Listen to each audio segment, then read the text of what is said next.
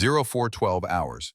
The Bitterroot Mountains sleep under a ceiling of stars so dense they cast shadows on the snow. 380 feet above a killing ground, Kira Brennan settles behind her rifle. The scope's reticle finds a face she knows too well. 1,080 yards. Wind gusting northwest at 18 miles per hour. Temperature dropping. The mathematics of death scroll through her mind like a prayer she never wanted to learn. Her finger touches the trigger. Featherlight, the way her father taught her. The radio crackles. Static, then a voice breaking through jamming that shouldn't be possible to penetrate. Overwatch 2, this is Kodiak 6, 26 operators. Encircled. Comms failing. If you copy, we need God himself. Silence. Just wind through lodgepole pine and her own breathing controlled, measured the breath of someone who has already decided. She whispers into the void, into the static, into the dark. Not God, just a ghost.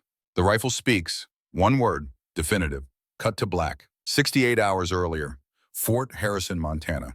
The Western Training Facility squats in mountain shadow like a secret the government keeps in plain sight. Here the FBI trains its hostage rescue team. Here men learn to breach doors and rappel from helicopters and put bullets through playing cards at 300 meters. Here Kira Brennan has learned what it means to be very good at something no one wants you to do. The briefing room smells like burnt coffee and the peculiar tension of men preparing for violence they hope won't come. 26 operators fill the space. 25 men, one woman. She sits in the back, always the back, visibility without prominence, presence without intrusion, the art of being there without being noticed. Special agent in charge Patricia Aldridge stands at the podium, 55 years old, steel gray hair pulled back tight enough to make weaker women wince. Eyes that have read every lie the human face can tell. The sovereign brotherhood. Aldridge clicks the remote. A compound appears on screen. Log structures arranged in defensive positions, cleared fields of fire, berms and obstacles that speak of military planning. Domestic terror organization, anti-government extremists, led by Thaddeus Collier, former Special Forces, dishonorably discharged in 2009. Collier's face fills the screen, 55 years old, weathered like driftwood, eyes that have seen too much and learned the wrong lessons. Intelligence indicates imminent mass casualty attack, federal building in Boise, possibly truck bomb, possibly coordinated small arms assault. Aldridge's voice carries the weight of certainty built on evidence she cannot share. Timeline 72 hours maximum. We insert locate Collier coordinate with tactical for raid. The terrain map replaces Collier's face. The Bitterroot Mountains sprawl across the screen like a geological middle finger to easy answers. Peaks and valleys, forest and rock, places where men can disappear and never be found. Insertion here. Aldridge's pointer strikes a clearing 6 miles from the compound. Night drop, 2 birds. Hike and establish observation positions. Locate primary target. Call in tactical when confirmed. Kira studies the map. Her eyes trace contour lines the way a priest reads scripture. Every ridge is a sermon, every valley a revelation. She sees something, sees it clearly. A funnel, an approach that forces movement through a single corridor. Sawmill Gorge, 50 meters wide. Steep walls, limited egress. Perfect for observation. Perfect for ambush. Her throat tightens. She should say something. Should raise her hand. Should speak the words that crowd behind her teeth like refugees seeking asylum. But she remembers Spokane, 11 months ago. Different mission, different compound. She'd questioned the approach in briefing, suggested alternate route. The team leader had listened, nodded, then proceeded exactly as originally planned. The mission succeeded. 6 arrests, 0 casualties. And afterward, in the informal debrief over beers she wasn't invited to, she'd overheard the whispers. Paranoid. Overthinking. Girl sees ghosts. The words had cut deeper than she'd ever admit. So now, in this briefing room that smells of coffee and a certainty, Kira Brennan keeps her mouth shut, swallows the warning, tells herself that maybe she's wrong, that maybe 6 miles of approach offers other options, that maybe the tactical coordinator has considered Sawmill Gorge and determined the risk acceptable. Maybe. Aldridge continues. Team leader Captain Wade Mitchell. Operational command transfers to him at Wheels Up. Mitchell stands, 44 years old. Solid in the way career operators become solid, not gym muscles, but the density of a man who has carried heavy things long distances. Short-cropped hair going gray at the temples. Face that has learned not to show what it feels. Primary entry team 12 operators. Overwatch Element 6, Reserve Element 8, Comms Medical Technical Support Distributed. Mitchell's voice carries command the way granite carries weight. Insertion at 0200, 6-hour approach. Establish positions by 0800. Observation window opens at first light. He scans the room, his eyes find Kira. Hold for a moment. Something passes between them. Not doubt, not dismissal. Something else. Recognition, perhaps, of capability kept on a leash. Agent Brennan, Overwatch 2, 400 meters rear of primary positions. You're our early warning and long-range coverage, Orndamo. Yes, sir. Her voice doesn't waver, doesn't question. This is her role, has always been her role. Overwatch, reconnaissance. The eyes that watch while others act. She tells herself it's important work, critical work. Someone has to do it. Someone always has to be watching from a distance. The briefing continues. Radio frequencies, weather projections, contingency plans stacked on contingency plans. The architecture of hope that maybe this operation goes clean, that maybe everyone comes home. Kira takes notes. Neat handwriting. Years of practice turning observations into reports that other people read and act upon. Her pen traces terrain features. Sawmill Gorge appears in her notebook, a small notation. A question mark. She doesn't speak it aloud. 64 hours earlier, the armory smells like gun oil and the metallic promise of controlled violence. Kira assembles her kit with the muscle memory of 10,000 repetitions. M110 semi-automatic sniper system, 7.62 NATO, 20-round magazine, effective range 1,000 meters, maximum range well beyond what the manual admits. Her rifle, her responsibility, her only vote in what happens next. She field strips it, inspects each component, reassembles with the care of a surgeon preparing instruments. Every movement precise, economical, beautiful in the way purely functional things are beautiful. Brennan, she turns. Sergeant Garrett Sullivan leans against the doorframe, 38 years old, built like a middleweight boxer who never learned to quit. Scars trace his knuckles, old breaks healed wrong. His face carries the particular weathering of a man who has been shot at in 4 continents and decided it was preferable to a desk job. Sullivan is the closest thing she has to a friend in this unit. Not friend in the civilian sense they don't grab coffee or discuss personal lives, but friend in the way operators become friends. He trusts her competence. She trusts his judgment. In their profession, this is intimacy. Sarge, you're quiet. Sullivan steps into the armory. Quieter than usual. And your usual is a Trappist monk with laryngitis. Despite herself, Kira almost smiles. Almost. Just thinking. About the mission, she considers lying, considers deflecting. Instead, she tells a version of truth. The approach, through Sawmill Gorge. It's a natural funnel. Sullivan nods slowly. He pulls a chair, straddles it backward. This is how he listens fully without hurry, like he has nowhere else to be and infinite time to get there. You flag this in briefing. No. Why not? The question hangs between them. Simple. Dangerous. The kind of question that requires honest answers if you respect the person asking. Because maybe I'm overthinking it. Because maybe tactical already considered it. Because, she pauses, chooses words carefully. Because last time I questioned an approach, I was wrong and I looked paranoid. Sullivan studies her face. His eyes are gray, the color of winter sky before snow. Spokane? Yes. That wasn't paranoia, Brennan. That was good tactical sense applied to incomplete intelligence. The fact that it worked out doesn't mean you were wrong to question it. It means I was wrong about the outcome. No, Sullivan's voice firms. It means you assessed risk and voiced concern. That's the job. The fact that the risk didn't materialize doesn't invalidate the assessment. Kira wants to believe him, wants to accept that her caution was professional rather than fearful. But the whispers echo, paranoid, overthinking. Girl sees ghosts. If you see something, Sullivan says quietly, you say something. That's not a motivational poster in a high school hallway. That's operational doctrine. Your observations keep us alive. Even when I'm wrong. Especially when you're wrong, I'd rather you call out 10 false positives than miss one real threat. He stands, claps her shoulder, once brief contact, the most physical affection operators permit themselves. Trust your gut, Brennan. Your father taught you well. The mention of Declan Brennan brings the familiar ache. 2 years gone. Aneurysm. Sudden and total, the way a light switch transforms a room from visible to void. One moment teaching her to read weather in cloud formations. The next moment gone. She'd scattered his ashes on Granite Peak, 10,000 feet up. where the air was thin and the view went forever, where a man who'd taught her that mountains keep better secrets than people could rest among them. Thank you, Sarge. Sullivan nods and leaves. The armory returns to silence. Kira returns to her rifle. But the conversation lingers like smoke. Trust your gut. She wishes her gut spoke louder than her fear of being wrong. 12 hours earlier, the UH-60 Blackhawk shudders through mountain air like a living thing navigating invisible currents. Inside, 26 operators sit in the particular stillness of professionals preparing for work. Some check equipment. Some sleep, the practiced sleep of people who have learned to rest before violence. Some stare into middle-distance faces, blank minds, walking through scenarios they hope won't come. Kira sits near the tail ramp, her position, always near an exit. Not from fear, but from tactical sense. In her role, she deploys first, extracts last. Overwatch sees everything. Overwatch leaves nothing behind. She checks her rifle for the third time, knows it's unnecessary, knows it's ritual. The human need to touch something solid before stepping into uncertainty.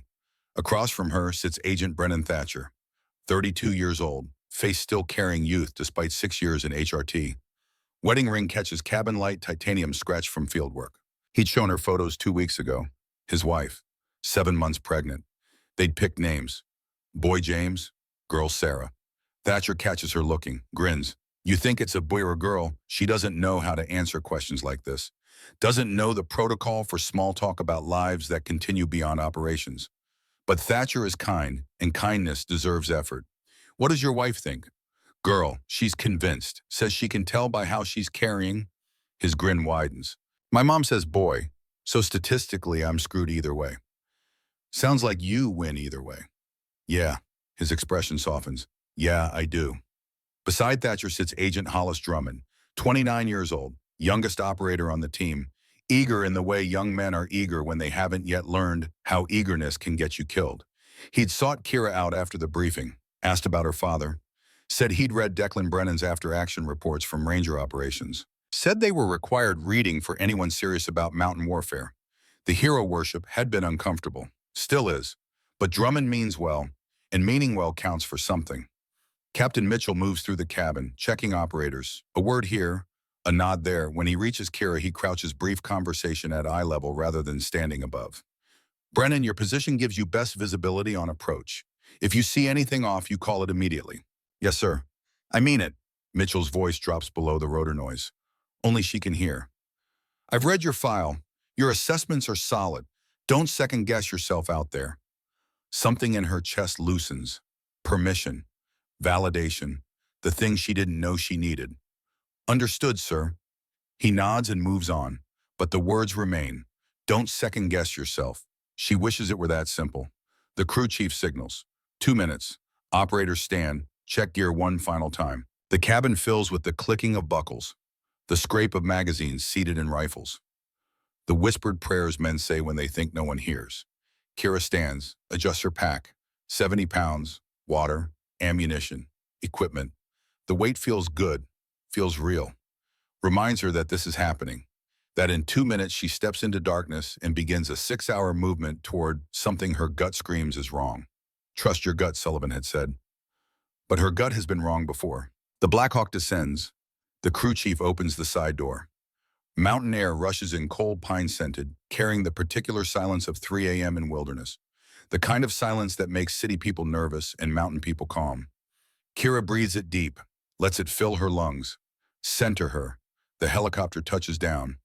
Doesn't land, just hovers 3 feet above Earth. The crew chief signals. Go. Mitchell leads. Operators follow. Smooth deployment. Rehearsed choreography. Within 15 seconds, 26 bodies are on the ground. The Blackhawk lifts, banks, disappears into darkness with a fading rotor thud. Then silence. 26 people standing in a mountain clearing, invisible to everything except stars. Mitchell raises a fist. Column formation. They move. Kira takes her position 400 meters behind the main element. Alone. This is her place. Her role. She activates night vision. The world transforms to green phosphor. Trees become silhouettes. Rocks become obstacles. The path ahead becomes navigable. She moves. 6 hours of movement. The approach is textbook, slow, deliberate, minimizing noise. Every hour they stop. Listen. Let the mountain tell them what lives in the darkness. Kira maintains distance. 400 meters, close enough to support, far enough to provide independent observation. Her rifle sweeps sectors, her eyes catalog terrain, every ridge, every draw, every position where a man could hide and watch. The night vision reveals deer, elk, once a bear massive and unconcerned ambling through underbrush like a landlord checking property. The animals comfort her. They wouldn't be here if humans had disturbed this area recently, unless the humans were very good at being quiet. At 0600, the sky begins its transition. Not light yet, but the promise of light. The stars fade incrementally. The world holds its breath. Mitchell's voice crackles through her earpiece. Subdued, professional. Overwatch 2, this is Kodiak 6. We're approaching checkpoint Delta. Confirm your position. She checks GPS. Her voice matches his quiet. Kodiak 6, Overwatch 2, 400 meters, you're 6. Terrain elevated. Good visibility on your approach vector. Copy. We're moving through Sawmill Gorge in 15 mics. Keep eyes up. Her throat tightens. Sawmill Gorge. She knew it was coming. The map showed it clearly. The approach route funneled through it. No good alternatives without adding hours to the timeline. But knowing and experiencing are different things. She moves to a position with sightlines into the gorge. Sets up prone behind a fallen spruce. The tree smells of decay and renewal bark, soft with rot core still solid. She nestles the rifle into the hollow where a branch once grew. Natural rest. Stable. Through her scope, she watches the gorge. 50 meters wide. Walls rising steeply on both sides. Lodgepole pine thick on the ridges. Good cover for observers. Too good. Her eyes scan. Searching. Looking for the thing that doesn't belong. The shape that's too regular. The shadow that moves wrong. Nothing. Maybe she's paranoid. Maybe Spokane taught her to see threats that don't exist. Maybe they're East Ridge, 70 meters above the gorge floor. A glint. Brief. Possibly sun on rock. Possibly sun on glass. She keys her radio. Kodiak 6, Overwatch 2. I have possible, the world explodes. Mortar rounds impact with the particular thunder of high explosives in confined spaces. The gorge amplifies sound. Turns it weapon. Kira watches through her scope as 3 rounds bracket the lead element. Dirt and rock geysering. Shrapnel humming through air. Machine gun fire erupts. East Ridge. West Ridge. North Ridge. Crossfire. Perfect tactical geometry. Her radio fills with voices. Controlled. Professional. The sound of people doing jobs under conditions that want them dead. Contact 3 sides. I need fire on that ridgeline. Drummonds hit Drummonds. The radio cuts to static. Pure white noise. Then silence. Jamming. Military-grade electronic warfare. Kira lies behind her scope watching 26 people she knows pinned in a killing ground she'd seen coming and said nothing about. The guilt hits like blunt force trauma. She should have spoken. Should have trusted the warning her gut screamed during briefing. Should have stood up and said, this approach is a funnel.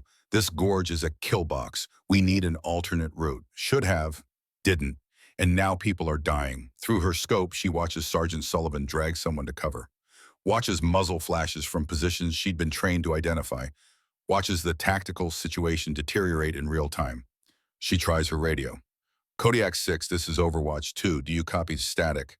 Any station, this is Overwatch 2. Radio check.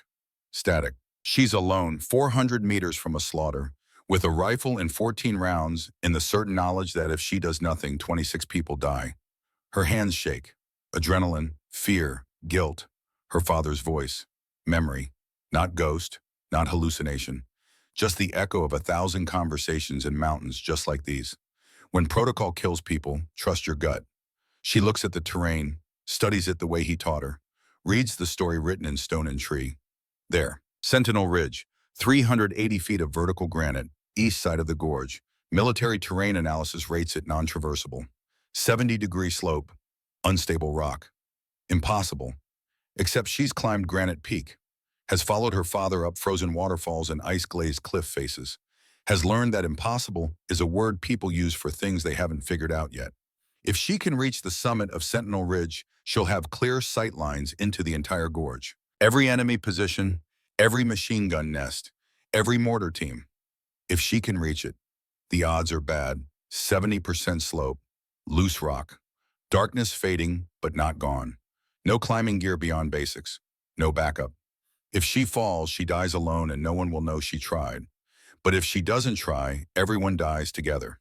The mathematics are simple, brutal, clear. Kira Brennan makes her choice. She strips her pack, keeps only essentials. Water, ammunition, minimal climbing gear. Everything else stays behind $90 worth of government equipment she might never retrieve. She pulls out her notepad, writes quickly. Captain Mitchell, attempting Sentinel Ridge. If I don't make it, tell Sergeant Sullivan, I'm sorry for not speaking up earlier. Brennan, she tears out the page, weighs it with a rock, knows no one will find it if she fails, knows writing it is superstition, writes it anyway. Then she moves toward the cliff. Behind her, gunfire echoes through the gorge. In front of her, granite rises like a challenge geology poses to hubris. She touches the rock. Cold, rough, indifferent to whether she lives or dies. Okay, Dad, she whispers to memory, to mountain, to the morning that cares nothing for prayer. Let's see if you taught me well enough.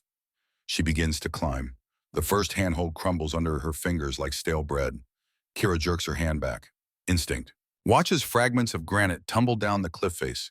They make small sounds, clicks and taps. The sound of geology reminding humans how temporary their grip on anything truly is. She tests another hold. This one stays. She pulls, shifts weight, finds a foothold, begins. 380 feet of vertical stone stretches above her. In daylight, climbers with proper equipment would call this route aggressive. In pre-dawn darkness, with gunfire echoing from the gorge below, and no safety equipment beyond her own two hands, aggressive becomes suicidal. Kira climbs anyway. 20 feet up, her right boot slips. For one crystalline second, she hangs by her fingertips. Gravity makes its argument. Her forearms scream counter-argument. She finds purchase, pushes up, keeps moving. Her father's voice surfaces from memory. Not the comforting memories, the teaching ones, the hard ones. Pain is information, not instruction. Listen to it. Don't obey it.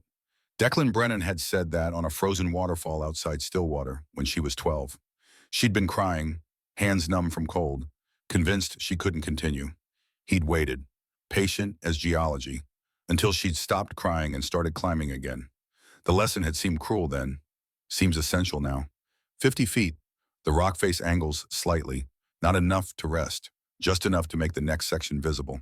Kira pauses, scans the road ahead. Her night vision goggles dangle useless from her neck. Can't climb and use optics simultaneously. Has to rely on emerging dawn light and the genetic lottery that gave her father's eyes. The ones that could read terrain in darkness and find paths where others saw only obstacle. Below, the sound of gunfire continues. Staccato bursts, the rhythm of suppressive fire meeting defensive positions. She tries not to think about what each burst means. Tries not to calculate ammunition expenditure rates in casualty projections. Tries. Fails. Her radio remains silent. The jammers are effective, military-grade equipment, the kind of gear that costs six figures and requires specialized training. Not the tools of anti-government militia playing soldier. Something else. Something professional. The thought makes her climb faster, reckless. She knows it's reckless. Doesn't stop. 70 feet. Her fingers find a crack in the granite. Perfect width for a jam. She wedges her hand in, twists. The friction holds her weight. She pulls. Her shoulder joint protests with the specific pain of ligaments stretching toward their structural limit. Don't obey it. She pulls harder. 90 feet. The cliff face smooths. Lichen covers the rock here. Green and orange growths that are beautiful in daylight and treacherous always. Her boot skids. She drops 6 inches before her hands catch. The jolt sends lightning through her shoulders. She hangs, breathing hard, heart hammering against her ribs like it wants out. This is the moment, the one where climbers quit or continue, where the voice that says you're going to die gets loud enough to drown out the voice that says keep moving. Kira closes her eyes, breathes, counts to 5, opens them, keeps moving. The gorge below erupts with fresh violence. She hears it, distinct even at this distance, the metallic stutter of a belt-fed machine gun, 50 caliber maybe. The kind of weapon that turns cover into concealment and concealment into memory. Someone down there is dying, maybe multiple someones, and she's hanging on a cliff face moving at the speed of extreme caution while seconds matter more than safety. She makes a decision, the kind of decision that gets people killed but sometimes keeps them alive. She starts moving faster. Accepting holds she should test longer. Trusting footholds she should verify. Trading safety for speed. 120 feet. Her right hand closes on what looks like solid granite. She commits weight. The rock explodes. Not metaphorically, actually disintegrates. Her hand clutches air in fragments. She falls. Not far. 5 feet, maybe 6. But on a 70-degree slope, 6 feet becomes significant. Her left hand scrapes rock, looking for anything. Her right hand windmills. Her boots kick. Her left hand finds something. A protrusion. Maybe a doorknob-sized knob of stone. Maybe a death sentence with a brief delay. She closes her fist around it. Her full weight loads onto that single point. The rock holds. Barely. She hears it. A sound like glass cracking in slow motion. The geological announcement that this hold has a lifespan measured in seconds. Her right hand shoots out. Searching. Desperate. Finds another hold. She transfers weight. The left hand hold shatters completely. Falls past her in chunks. She doesn't watch them fall. Doesn't have time. Her right foot finds a ledge. She pushes. Her left hand finds a crack. She jams. She's moving again.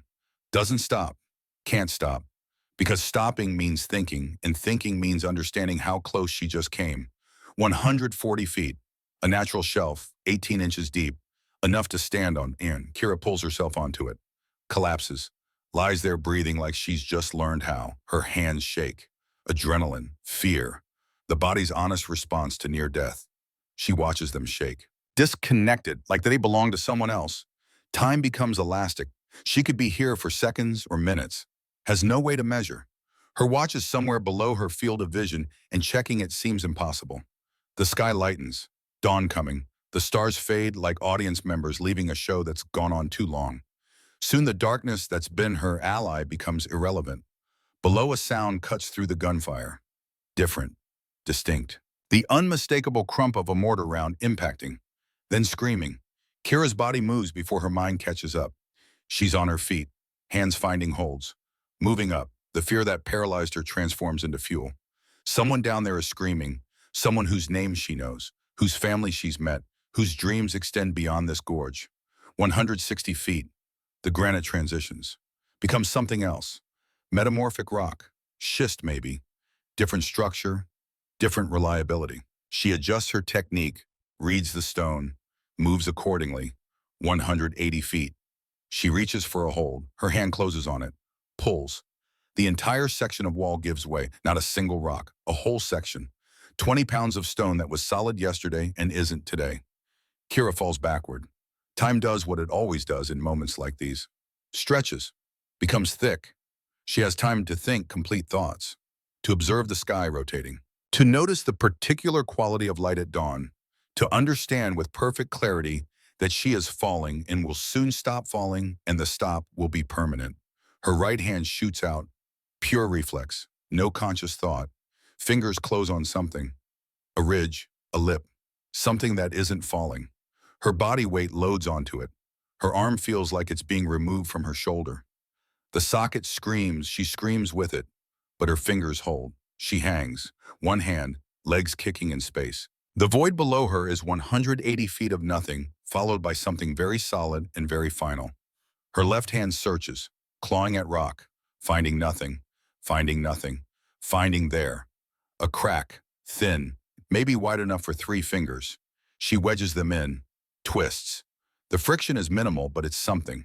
She has 2 points of contact now instead of 1.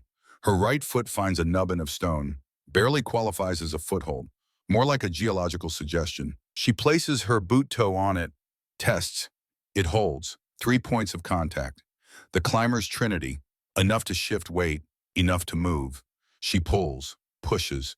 Her body rises an inch, then another. Her right hand finds a new hold. Better, more substantial. She transfers weight. Her breathing sounds like sobbing. Maybe is sobbing. Hard to tell when terror and exertion blur together. She doesn't look down, knows better. Looking down makes the fall real, makes it imaginable. Right now she needs it to remain abstract. She climbs, each movement discreet, intentional. She stops thinking about the summit, stops calculating remaining distance, reduces existence to the next hold, the next movement, the immediate future that extends exactly 1 handhold ahead. 200 feet, her right calf cramps. The muscle seizes like someone's driving a spike through it. She gasps, presses her forehead against cold stone, breathes through it. Her father's voice again. Not teaching this time, just being there.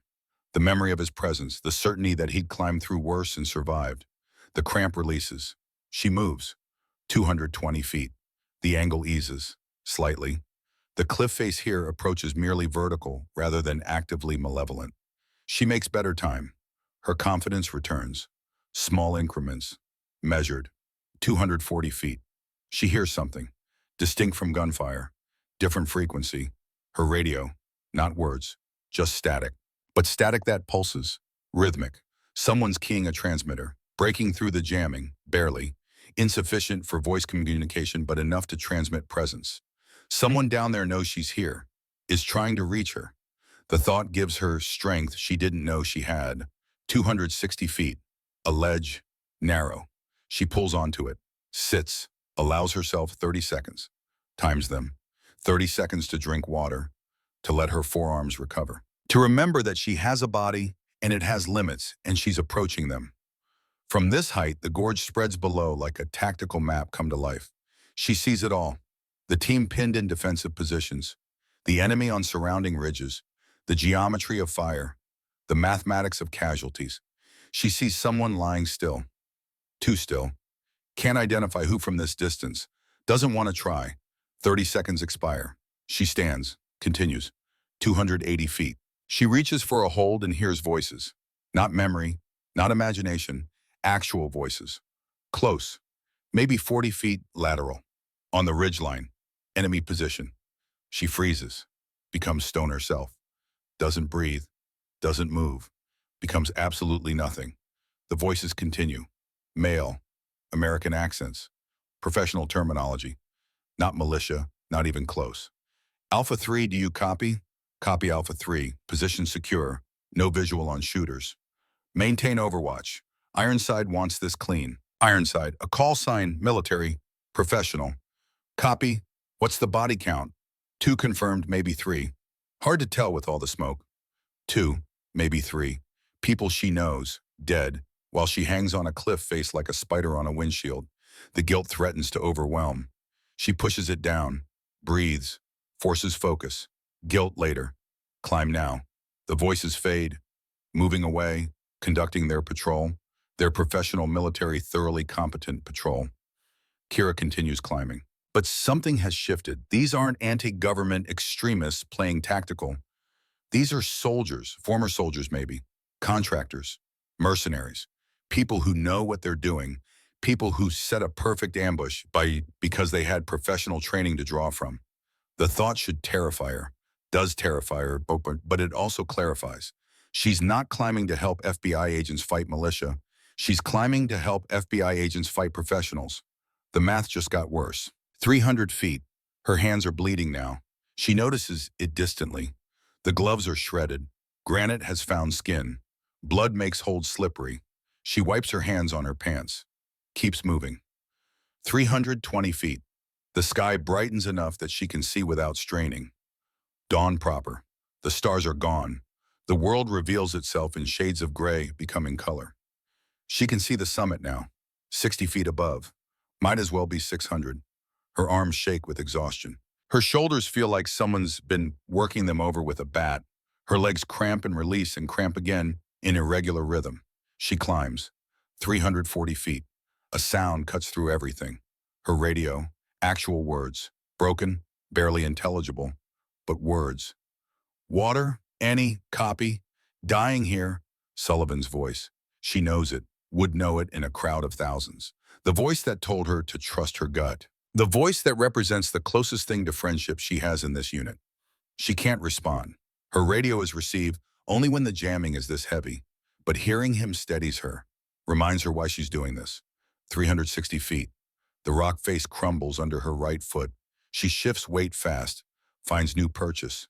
Doesn't fall, barely. 370 feet. Her left hand finds solid granite. She pulls. Her right hand joins it. She pulls harder. Her head crests the summit ridge. She's there. Kira Brennan drags herself over the edge, collapses onto flat ground that feels like heaven and safety and every comfortable thing she's ever known. She lies there, face against stone, breathing, just breathing. Her body wants to shut down, wants to curl up and sleep for days, wants to acknowledge that she just climbed 380 feet of vertical granite in darkness, with minimal equipment and deserves rest. She gives herself 10 seconds, times them, 10 seconds to lie here and feel human. Then she moves, her rifle, still slung across her back. Miracle it survived. She unslings it, checks it with hands that shake so badly she can barely work the bolt. Chamber clear, barrel clear, scope. The scope has a crack. Hairline, running through the center of the glass, must have impacted during the climb, during one of the falls. During one of the 1,000 moments when this rifle should have shattered but didn't. She stares at it. The crack bisects her view, makes ranging harder, makes precision difficult, makes everything worse. But the scope still functions. Barely. Enough. It'll have to be enough. She moves to the edge, sets up prone between two boulders. Natural hide. Not perfect. She's exposed to return fire from about 40% of possible angles, but she has clear sight lines into the gorge. She can see everything. The team is smaller now, not 26. She counts. Difficult with bodies behind cover, but she counts.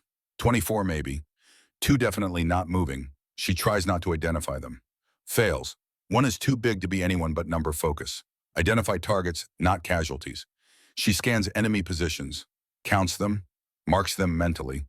Machine gun nests, mortar positions, squad leaders, radio operators, the architecture of professional military operations. Her hands steady. The act of preparing to shoot calms her, muscle memory taking over from panic. She's done this 1,000 times.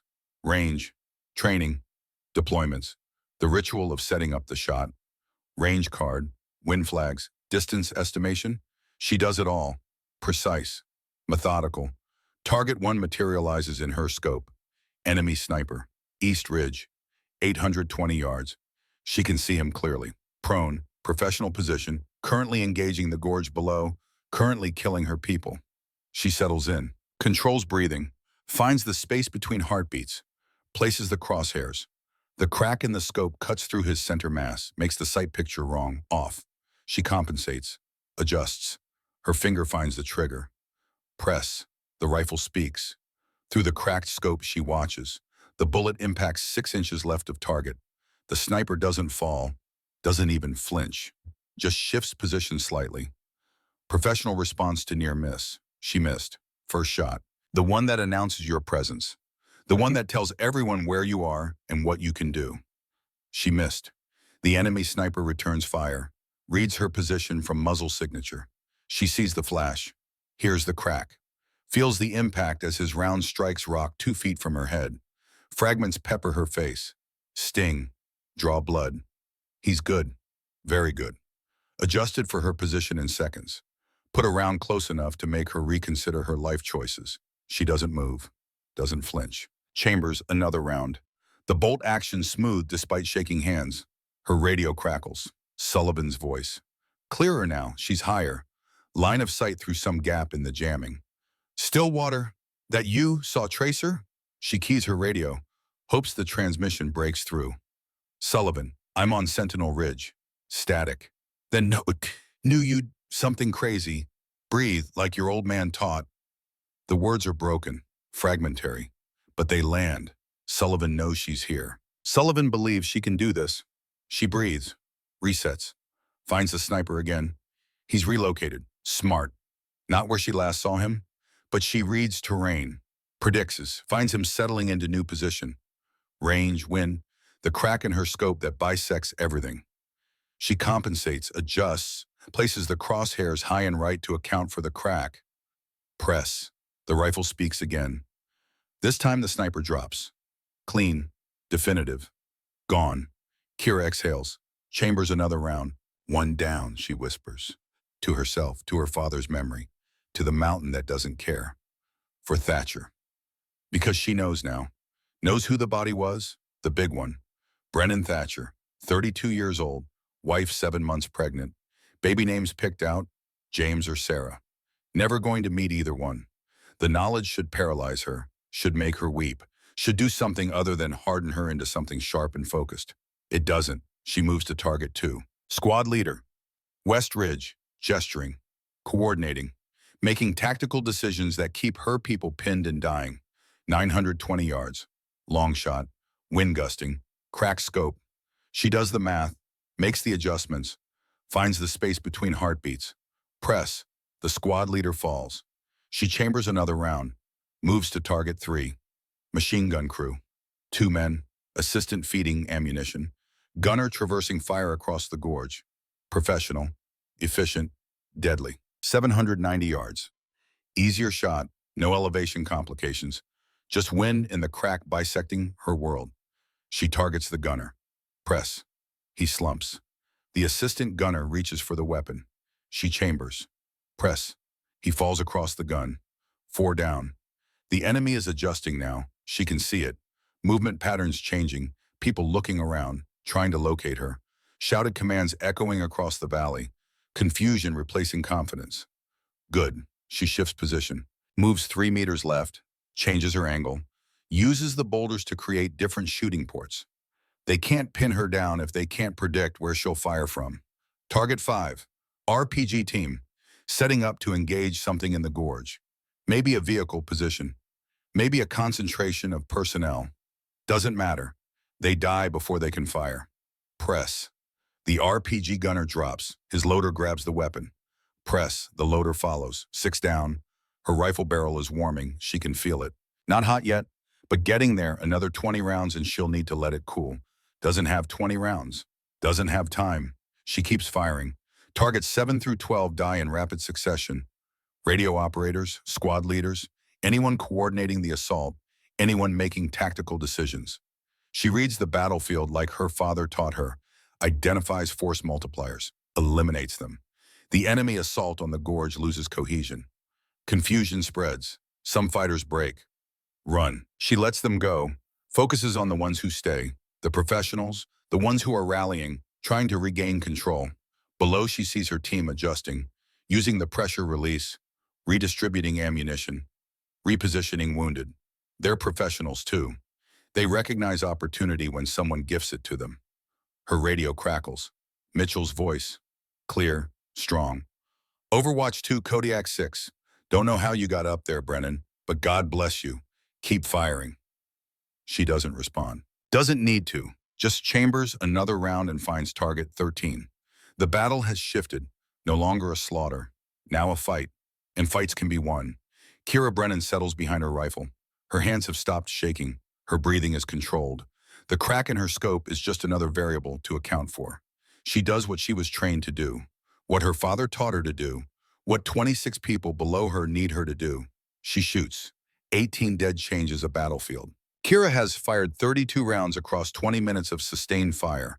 18 confirmed kills. 6 misses that burn into memory like brands. Each miss represents a second chance she didn't give someone. Each hit represents a life that ended because her finger moved a quarter inch. The mathematics of violence are clean, brutal, undeniable. She chambers round 33, scans through the cracked scope. The battlefield has transformed. No longer chaos. Now it's tactical stalemate. Professional soldiers on both sides in prepared positions. Trading fire. Measuring risk. Waiting for advantage. Stalemate means time. Means reinforcements can arrive. Medical care can reach the wounded. Extraction becomes possible instead of fantasy. She keeps them honest. Every time an enemy fighter shifts position, she puts a round close. Not always killing, but close enough to make them reconsider. Close enough to remind them that someone watches from impossible angles. Her radio crackles. Sullivan's voice carries strain. Urgency underneath professional calm. Stillwater, southeast draw. Large element massing. Count 40 plus. This is the push. She swings her rifle. Finds the draw through her scope. Sullivan's assessment is accurate. 40 fighters, maybe more. Consolidating. Organizing. This is endgame. The coordinated assault that will either break her team or break against them. Someone is directing this. She scans, looking for the tactical mind. The coordinator making decisions. There. Ridge overlooking the draw. 2 figures, one gesturing, pointing, the movements of command, the other holding radio equipment, professional posture, military bearing. The first figure is tall, late 50s, moving with confidence earned across decades. She zooms in. The crack in her scope makes details swim, but she sees enough. Thaddeus Collier. Ironside, the target. The reason 26 FBI agents inserted into these mountains 3 days ago. The reason 4 are already dead. Range 940 yards. Difficult but achievable. Wind variable. Scope damaged. But she's made harder shots. She begins her calculations. Wind speed. Temperature. Bullet drop. Scope crack compensation. The ritual mathematics that transform intent into impact. Then the second figure moves. Younger. Early 40s. He's not taking orders. He's giving tactical suggestions. Collier listens. Nods. Adjusts based on input. This is the professional. The military mind making militia effective. The reason this ambush was perfect? The reason Thatcher and Whitlock are dead. Kira zooms closer, fights the scope crack, tries to resolve features. The world stops. She knows that face, has known it since childhood. Family gatherings, Thanksgiving tables, the face that looks like her father's but younger. Harder, carrying resentment like a second skeleton. Marcus Brennan, her cousin. The one dishonorably discharged for endangering civilians during operations. The one who blamed Declan Brennan for testifying against him. The one who disappeared 5 years ago after threatening the family, after saying he'd make them pay for destroying his career. Here, coordinating an ambush designed to kill FBI agents, designed to kill her. The understanding arrives complete, instant. This wasn't random intelligence, this was bait. Marcus knew FBI would respond to threats against federal buildings. Knew she'd be on the team. Knew she'd be assigned Overwatch because that's always her assignment. He'd used her father's own teaching against her. Mountain warfare tactics. Ambush positioning. Everything Declan had taught Marcus before the discharge. Before the betrayal. Before family became enemy. Her hands shake. Not exhaustion now. Rage. Grief. The particular fury of blood betrayal. Through the scope, she watches Marcus point to positions. Watches Collier execute those suggestions. Watches them plan the assault that will kill 24 people she knows by name. 2 targets, different ranges, different tactical value, different meanings. Collier 940 yards. The leader. Kill him and enemy command collapses. Militia without professional direction becomes armed chaos. The assault might falter before it starts. Marcus 730 yards. Easier shot, more personal. The man who destroyed her father, who designed this ambush, who wanted her specifically dead. The choice is clear. Tactical training makes it obvious. Her father's voice makes it mandatory. Mission first, always. Personal feelings get people killed. She knows the right answer, has known it from the instant she identified both targets. Collier is priority. Strategic target, force multiplier, remove him and save lives. But Marcus is right there. 730 yards, easier shot, better angle. And he killed her father, not with a bullet, with stress and shame and betrayal, with the court-martial that broke Declan's heart 2 months before the aneurysm. Her finger touches the trigger, her father's voice. Not memory this time, actual words from actual conversation. Ranger training when she'd asked about combat decision-making. Mission first, Kira. Always. Your feelings don't matter when lives depend on you. She hears him, understands, knows what he'd demand. Kira Brennan places her crosshairs on Marcus anyway. Breathes, controls, finds the space between heartbeats, the still point where decision becomes action. She thinks about her father, about the man Marcus helped kill with betrayal, about the family destroyed, about revenge that has waited 5 years. 3 seconds to decide. That's all she has. 3 seconds before they move, before the moment passes, before choice becomes impossible. 1. Her crosshairs settle on Marcus. Solid, certain. 2. She knows this is wrong, knows it violates everything she was trained to believe. 3. Press. The rifle speaks. Marcus Brennan drops. Center mass. Fatal. He falls behind cover. Gone. She chambers another round. Fast. Swings to find Collier. He's moving, already reacting. Professional instincts saving him. He drops behind cover. Shouts orders. But she sees blood on his shoulder. She wounded him. The same shot that killed Marcus passed close enough to Collier to graze him. He's compromised. Not combat effective, but alive. Still commanding. And then the assault launches anyway. Collier's wound doesn't stop it. He's trained them too well. 40 fighters surge from the draw. Coordinated. Professional. Executing the plan Marcus designed. 3 seconds. That's how long she spent choosing revenge over mission. 3 seconds that might cost everything. But she's still shooting. She finds targets. Services them. Machine gun efficient. No emotion. just geometry and physics. Targets drop.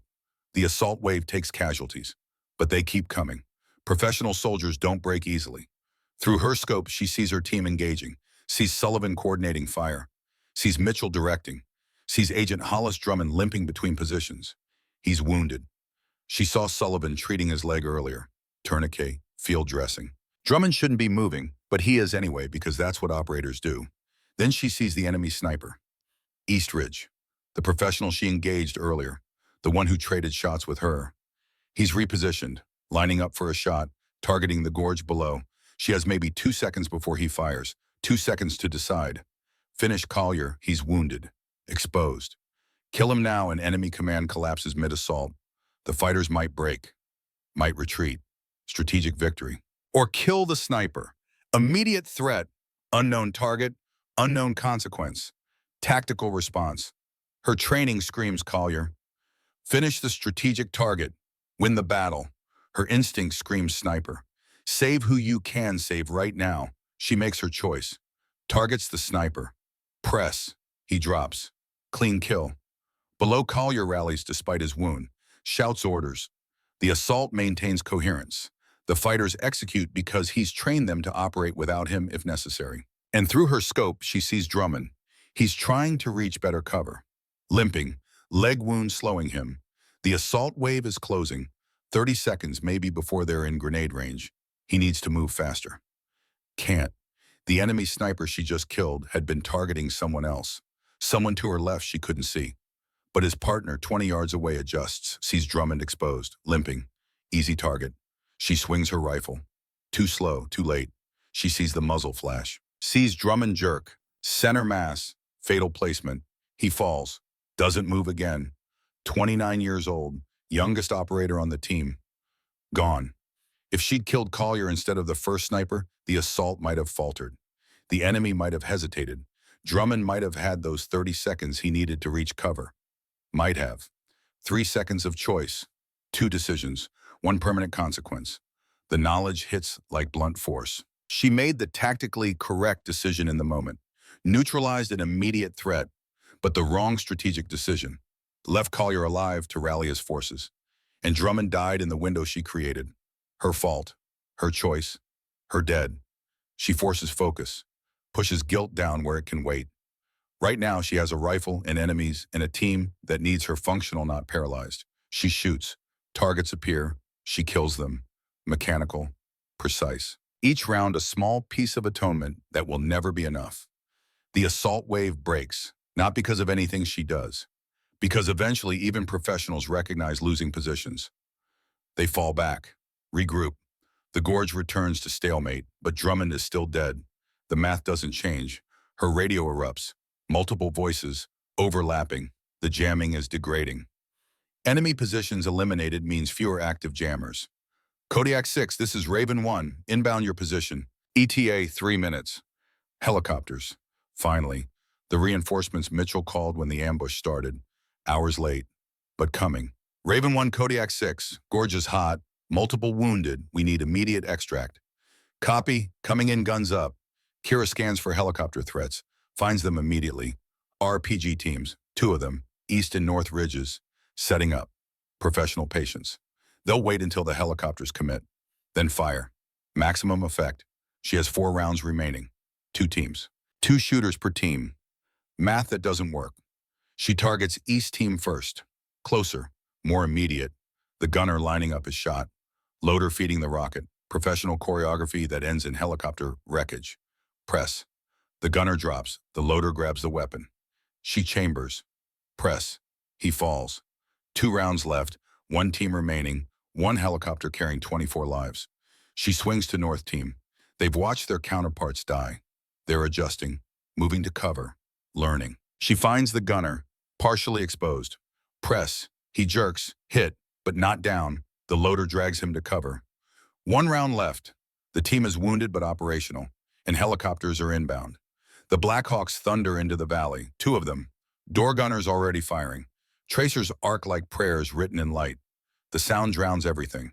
Rotor wash transforms the gorge into dust storm. Chaos returns.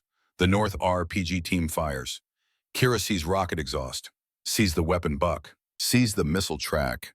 The lead helicopter pilot sees it too. Banks hard. Flares deploy. The rocket adjusts. Tracks. Closes. Detonates. Not direct hit. Close enough.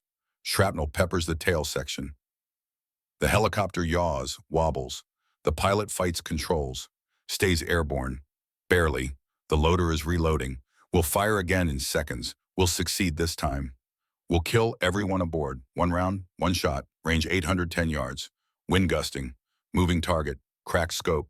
Hands shaking from exhaustion and adrenaline and guilt that won't wait anymore. Kira settles behind her rifle. The scope crack bisects the world. Her hands shake. Her shoulder aches. Her head pounds. Every physical complaint the body can manufacture. She ignores all of it. Her father's voice. Final lesson. Granite Peak. Day before he died. She'd asked about fear. About functioning when everything screams freeze. You don't eliminate fear, you make it irrelevant. Focus so completely on the task that fear becomes background noise. She focuses. Narrows existence to crosshairs and breathing. The crack in the scope is just glass. The shake is just fatigue. The guilt is just noise that can wait. She finds the loader, finds the space between heartbeats, finds the still point. Press. The rifle speaks its final word. The loader drops. The RPG clatters down rocks. The thread ends. Her magazine is empty. She's done. Everything she came to do and more than she should have survived. The helicopters land, hover 3 feet up, ropes deploy, her team grabs on, starts ascending, wounded first. Always. Even in chaos, protocol matters. She watches through empty rifle, watches Sullivan helping someone up, watches Mitchell coordinating, watches her team extract from a gorge that tried to become their grave. Then something hits her, not metaphorically, actually impacts her left shoulder. The force spins her, slams her against rock. World becomes pain. She's been shot. The knowledge arrives distant, academic. She looks at her shoulder. Blood, entry wound, small, professional marksmanship from someone who found her position. Return fire. She'd focused so completely on the helicopters, she forgot to protect herself. Amateur mistake that should be fatal. But the bullet missed bone, missed artery, just muscle. Hurts like someone drove railroad spike through her, but she's not dying, not yet. Her radio crackles. Sullivan's voice. Urgent. Stillwater, we see you hit. Stay there, we're coming. She tries to respond. Radio is dead, hit by same bullet maybe, or just finally quit. She lies there, bleeding, watching her team extract, watching helicopters lift, watching them leave. Then the second helicopter banks, comes back. Can't land on the narrow summit, but hovers close. Door gunner providing suppressive fire. Sullivan visible in the door. Rope in hand, he throws it. The rope falls across rocks 3 feet away. She stares, her left arm doesn't work. Shot shoulder, right arm shakes. The rope might as well be miles. Sullivan's voice carries over rotor wash, shouting, Brennan, grab the rope. We don't leave people. She reaches. Right hand closes on nylon. She pulls, tests, it holds. Her body screams protest. Every muscle spent. Left shoulder ruined. Right arm exhausted. She pulls anyway. Hand over hand, inch by inch. Blood making rope slippery. Hand cramping. Helicopter drifting in wind. Sullivan shouting encouragement she can't hear. She pulls. Doesn't think. Doesn't calculate. Just executes next movement. Then next. Existence reduces to grip and pull and breathe. Hands grab her. Sullivan, another operator. They haul her aboard. She collapses on metal deck. Cold. Beautiful cold. Safe cold. The helicopter banks away, gains altitude. The gorge falls behind. The battle falls behind. Everything falls behind. Sullivan's face appears above her. Assessing. His hands already working. Pressure bandage. Efficient movements. You climb Sentinel Ridge. Not question. Statement wrapped in disbelief, wrapped in certainty. She nods. Can't speak. Too tired. 26 confirmed kills from impossible position with damaged equipment. She shakes her head. Finds voice. Hoarse. Broken. 18. 6 misses. And I killed Marcus. My cousin. He coordinated the ambush. I chose him over Collier. Then chose wrong again. Drummond died because I made the wrong call twice. Sullivan's hands pause. Marcus Brennan. He wanted me dead. Used my father's teaching against me. and I let it compromise my judgment. Chose revenge first. Chose tactics wrong second. Both times cost lives. The confession empties her, makes it real. She chose wrong. Twice. And Drummond paid. Sullivan's hands resume work. Drummond took a chest shot during the assault. High-quality sniper. Nothing you could have prevented. I could have killed Collier when I had him wounded. Could have broken the assault before it started. Drummond would have had time. Would have lived. Could have. Or could have gotten yourself killed trying. Tactical decisions under fire don't come with certainty. But she knows the choices she made, knows the math. 22 saved, 4 dead, 2 errors, all permanent.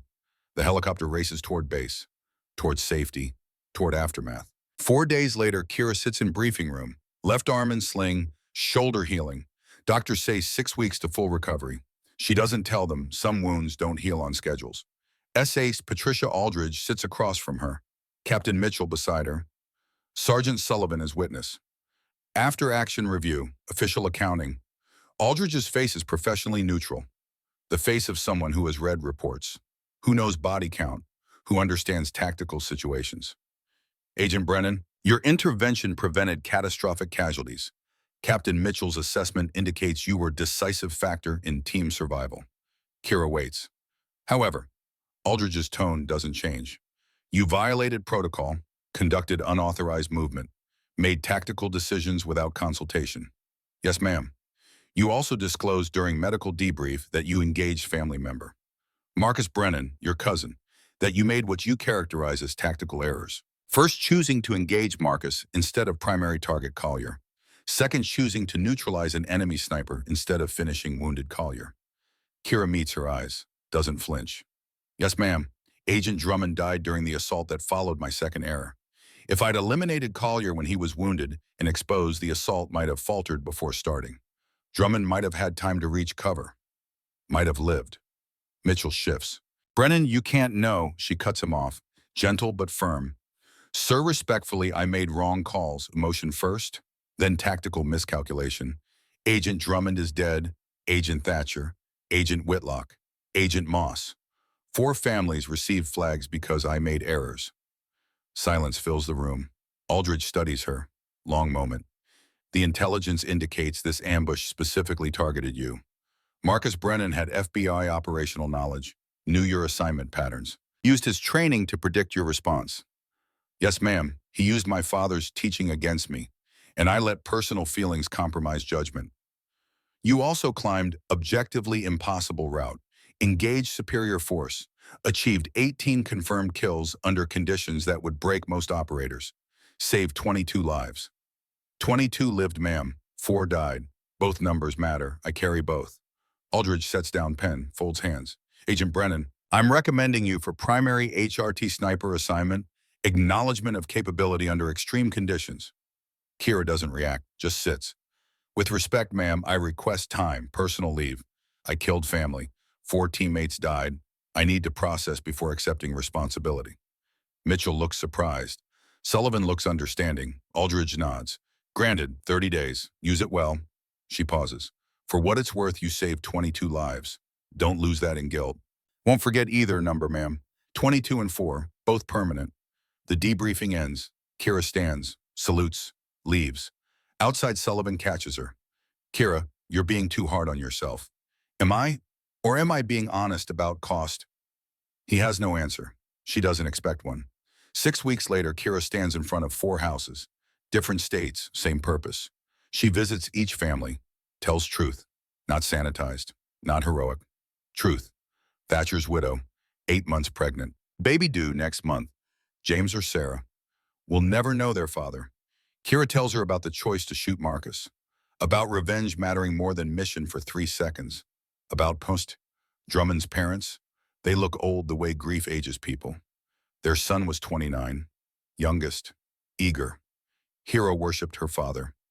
Kira tells them about the tactical error. About choosing wrong. About seconds that matter. Whitlock's sister. Angry. Has every right. Kira tells her about staying silent during briefing. About seeing the ambush site and saying nothing. About first error that started everything. Moss's husband. Quiet. Grateful someone came. Kira tells him about being human, about making mistakes, about carrying weight. None blame her. Some thank her. All seem to understand she's there not seeking forgiveness, but offering accounting. She leaves flowers. Every house. White lilies. Her father's funeral flowers. 3 months later, Kira accepts the primary sniper assignment. Not because guilt faded, because 22 people are alive and deserve her best. She trains, deploys, does the job with precision that becomes legendary, but never accepts commendation, never seeks recognition, just works. Once monthly, she drives to Stillwater County. Cemetery on the hill, her father's grave. The headstone is simple. Declan Brennan, Ranger, father, teacher, dates bracketing a life. She brings white lilies, sits on grass, sometimes talks, sometimes just sits. Today she talks. Climbing Sentinel Ridge, Dad, 380 feet. Darkness. Made it. Saved 22. Wind moves through cemetery grass. Mountains scent. Pine. Cost 4 lives. Made wrong calls. Chose Marcus over mission. You'd be disappointed. You always said mission first. She traces his name. Granite. Permanent. But I'm still here, still working. 22 and 4. Both numbers matter. Won't forget either. She stands. Brushes grass from jeans. Looks at mountains. Bitter roots distant. Sentinel Ridge somewhere in that stone. Team calls me Stillwater. Not because I'm quiet, because in chaos I was calm. They don't know about the errors. Don't know how close it came to failing. She picks up rifle case. Government issue. New M110. New scope. No cracks. But she keeps the old one. Reminder. Next month, same as always. Flowers, numbers. Trying to make it balance. She walks to her truck. Gravel under boots. Behind her headstone stands. Silent. Witness. In the truck, she pulls out notebook. Opens to familiar page. The note from before the climb. Captain Mitchell, attempting Sentinel Ridge. If I don't make it, tell Sergeant Sullivan, I'm sorry for not speaking up earlier. Below it added later different ink. 4 names, Thatcher, Drummond, Whitlock, Moss, 22 survivor names. Both lists. Below both added today, fresh ink, 3 seconds. 2 choices, both wrong. All permanent. She closes the notebook. Starts the engine. Mountains wait. Job waits. Numbers wait. 22 saved. 4 lost. 2 errors. Some debts can't be repaid, only carried.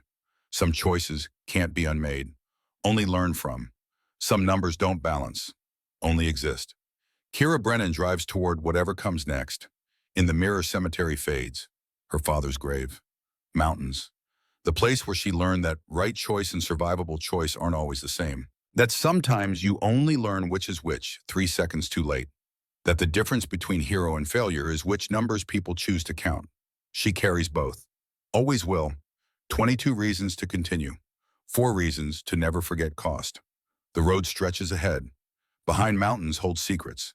The story of a woman who climbed impossible stone, who made right choices and wrong choices, who killed 18 enemies and lost 4 friends, who carries the weight of both. Forever. The numbers carved deeper than granite. The choice is permanent as stone. The math that never balances but always matters. 22 and 4. Both true, both permanent, both hers.